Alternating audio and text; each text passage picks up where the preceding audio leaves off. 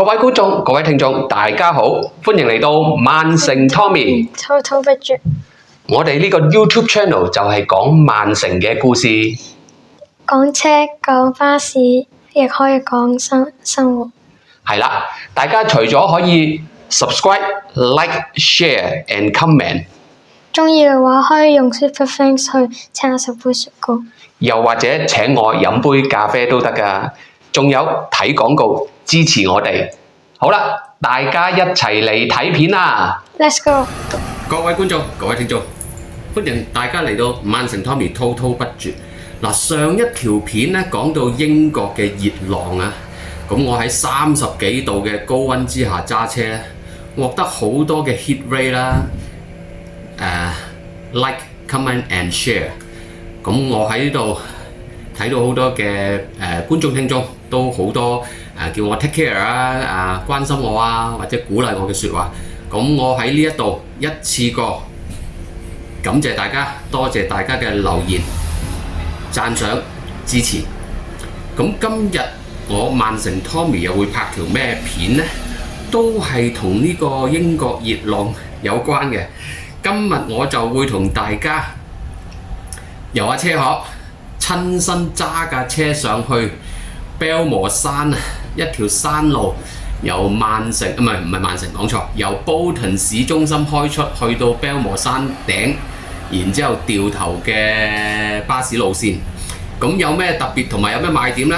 沿路呢好靚，風光明媚，條路又大又直，加上仲有好多山景啦，甚至水塘景㗎。咁以下落嚟嘅時間，我就用聲音導航同大家一齊行一行呢條535嘅來回 Bolton Belmore 嘅巴士線啦。喺我哋嘅左手邊就見到一個儲水庫啦。呢個儲水庫呢，我見到呢，平時夏天呢就會有啲風帆喺度玩緊㗎。嗱，而家途中我哋都見到啦，有2隻風帆喺度暢遊緊㗎。咁呢一個儲水庫呢，有一個小小地嘅水上中心嗰啲浮台啊，就俾嗰啲風帆人士咧喺度登岸啊、上落啊咁樣嘅。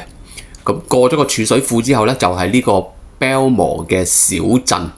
呢個小鎮真係好幽靜啦。咁大家都見到兩邊嘅屋呢，其實都係啲傳統嘅英國嗰啲石屋啊。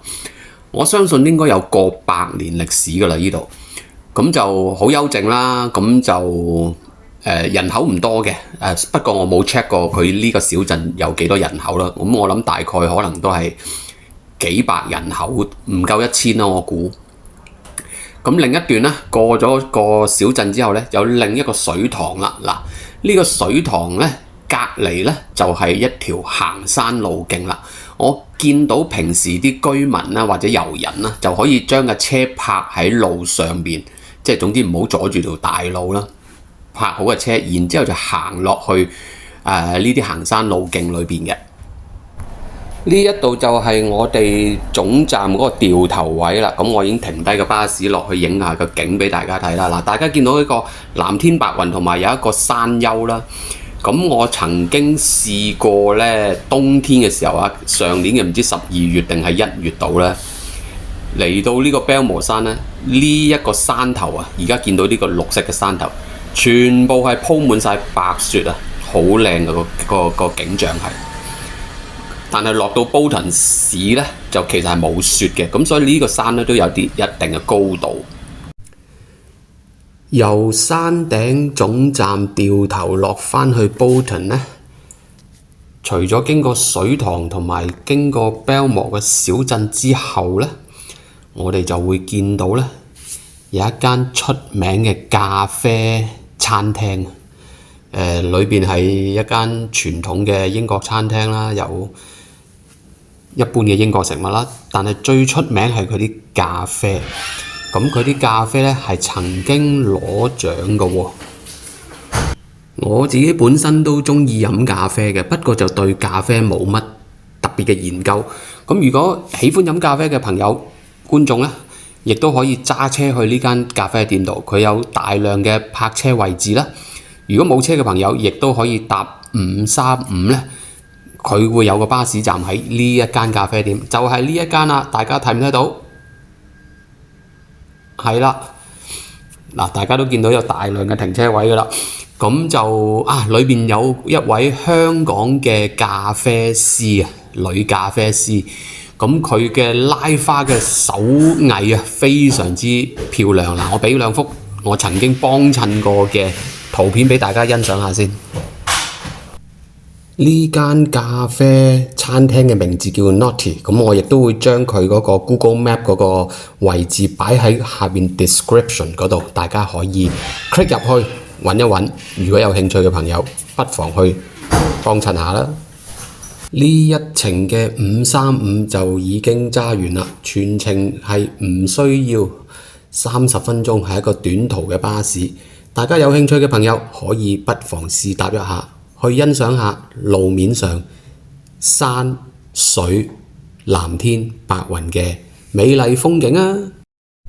講開又講，自從上次熱浪襲英國嗰條片出咗之後呢，有好多觀眾聽眾同埋我嘅朋友都問我：哇，咁熱嘅天氣下邊揸住隻熱狗你辛唔辛苦啊 Tommy？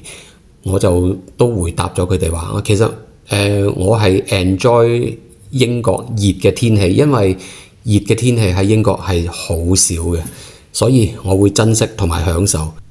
另一方面嘅感想就係，其實我覺得揸巴士同做人有好多地方都好相似嘅。點解呢？嗱，舉個例，即係有啲巴士線我好鍾意揸，但係有啲巴士線我又好唔鍾意揸。好揸嗰啲巴士線通常都係靚風景啊，車少人少啊，好多大直路啊。咁唔鍾意揸嗰啲巴士線呢，就係兩邊泊晒車啊，人多車多啊，又要扭好多個彎咁，所以有陣時揸巴士同埋做人都係一樣。我哋當然好喜歡一啲好順境嘅生活啦，但係我哋亦都會明白到人生裏邊總唔會日日都順境或者年年都順境嘛。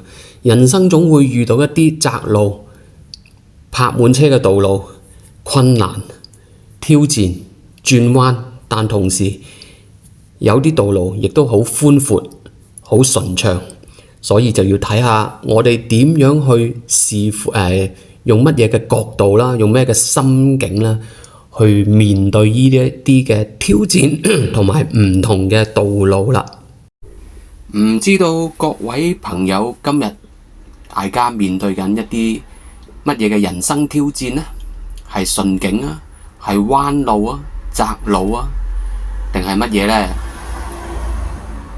想分享嘅話，可以大家喺下面留言區留言。